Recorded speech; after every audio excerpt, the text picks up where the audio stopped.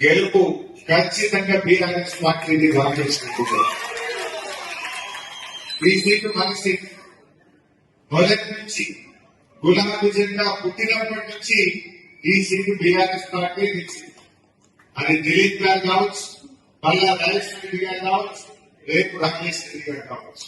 ఖచ్చితంగా ఈ సీటు మనది. మీరు పల్లా గారిని వేసిన ఓటు వృధా కాలేదు. పల్లా గారిని 2 సార్లు గెలిపించారు. ఆయన మీ కోసం, నిరుద్యోగుల కోసం, కాంట్రాక్ట్ ఉద్యోగుల కోసం, కాంట్రాక్ట్ లెక్చరర్ల కోసం, ఉపాధ్యాయ ఉద్యోగ సమస్యల కోసం నిరంతరం కృషి చేసి మీ అందరి పక్షాన పనిచేసి మంచి పేరు తెచ్చుకున్నారు. పల్లా ఎట్లయితే పనిచేసినాడో రాకేష్ రెడ్డి గారు కూడా అంటే బాగా పనిచేయగలిగే మంచి విద్యావంతుడు, బాగా పనిచేసి మీ అందరికీ అందుబాటులో ఉండగలుగుతాడు. ఆలోచించండి. ఏ రకంగా చూసినా మనకి రాష్ట్రంలో ఏ రకంగా చూసినా, అభ్యర్థుల పరంగా చూసినా, పార్టీ పరంగా చూసినా ఇలా రాకేష్ రెడ్డి గారికి గెలవాల్సినటువంటి అవసరం ఉంది. కాంగ్రెస్ పార్టీ దాని నిరస్వరూపం బయటపడదు. 6 నెలల్లోనే కాంగ్రెస్ పార్టీ దాని మోసాలన్నీ కూడా బట్టబయలేదు. అందరినీ మోసం చేసింది. మహిళలకు మోసం, నిరుద్యోగులకు మోసం, విద్యార్థులకు మోసం, ఉద్యోగులు ఉపాధ్యాయులకు మోసం చేసింది. ఒక్క హామీ నిలబెట్టిందా మీరు ఆలోచించండి. చెప్పిందేమో చేస్తాడంట, చేసిందేమో ఆవగిందంట. 6 గ్యారెంటీలు అన్నారు. వాళ్ళు పేపర్ల మీద రాసింది అందరి చేతుల్లో పెట్టారు. నమ్మించారు. నమ్మి గెలిచిన తర్వాత ఇలా చేతులెత్తింది కాంగ్రెస్ పార్టీ. ఏం చెప్పారు?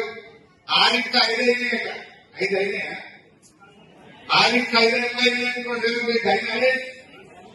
మీరే చెప్పాలి. మొదటి హామీ మహిళలకు మహాలక్ష్మి కింద 2,500 వచ్చినాయా? వచ్చినాయే.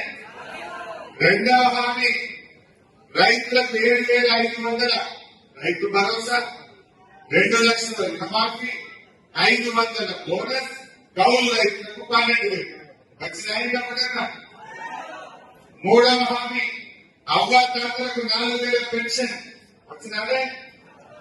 5వ హామీ పేదలందరికీ ఇళ్లు వచ్చినాయా? ఒక్కటి. అందరినీ మోసం చేశారు. ముఖ్యంగా విజ్ఞానవంతులు, మేధావులు, విద్యావంతులు, గ్రాడ్యుయేట్లు ఇలా మీరు ఆలోచించారు. ఇలా విద్యార్థులకు ఏం చెప్పారు? 5 లక్షల విద్యార్థి భరోసా సాగిస్తామన్నారు. అమ్మాయిలకు స్కూటీలు ఇస్తామన్నారు. భరోసా కార్డు లేదు, స్కూటీ ముచ్చట లేదు. నిరుద్యోగ యువతకు ఏం చెప్పారు? 4,000 నిరుద్యోగ వృద్ధి ఇస్తామన్నారు. అంతేకాదు నిరుద్యోగులకు మెగా డిఎస్సీ ఇస్తాం, 2 లక్షల ఉద్యోగాలు ఇస్తున్నాం, ₹1 ఫీజు లేకుండా మీరు దరఖాస్తులు పెట్టచ్చు అన్నారు. ఒక్కటన్నా అమలైందంటే ఇలా ఒక్క ఉద్యోగ నోటిఫికేషన్ ఇచ్చారా? మరి ఏం చెప్పారు? నిరుద్యోగులకు 6 నెలల్లో జాబ్ క్యాలెండర్ ఎందుకు ఇవ్వలేదో ఇలా కాంగ్రెస్ పార్టీ సమాధానం చెప్పాల్సిన అవసరం. మరిన్ని వీడియోస్ కోసం ఛానల్ ని సబ్స్క్రైబ్ చేయండి. లేటెస్ట్ అప్డేట్స్ కోసం వాట్సాప్ ఛానల్ ని ఫాలో చేయండి. అండ్ లింక్ డిస్క్రిప్షన్ లో ఉంది.